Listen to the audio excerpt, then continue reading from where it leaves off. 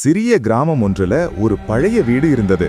அந்த வீட்டை யாரும் வாங்க மாட்டாங்க, விலை குறைவாக இருந்தாலும். காரணம், அங்க இரவுக்கு ஒவ்வொரு நாளும் குழந்தை சிரிப்பு கேட்கும். ஒரு நாள் நகரத்திலிருந்து ஒரு ஆள் வந்தான். அருண். பேய் இல்ல, இது எல்லாம் மூட நம்பிக்கைன்னு சொல்லிட்டு அந்த வீட்ல குடியிருந்தான். முதல் இரவு அமைதியா இருந்தது.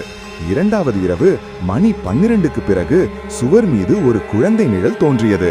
அவன் அந்த பக்கம் திரும்பி பார்த்தான், எதுவும் இல்லை. ஆனால் அந்த சிரிப்பு, அது அவன் காதுக்கு அருகிலிருந்து வந்த மாதிரி. மூன்றாவது இரவு அருண் அதே நேரம் கேமரா வைத்தான்.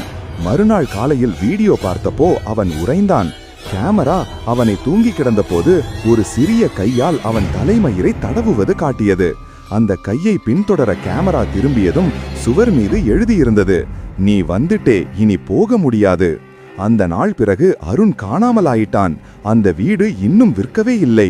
இப்போ அங்க நள்ளிரவில் சிரிப்புடன் கூட ஒரு ஆண் குரலும் கேட்குது, பேய் இல்லைன்னு சொன்னேனே.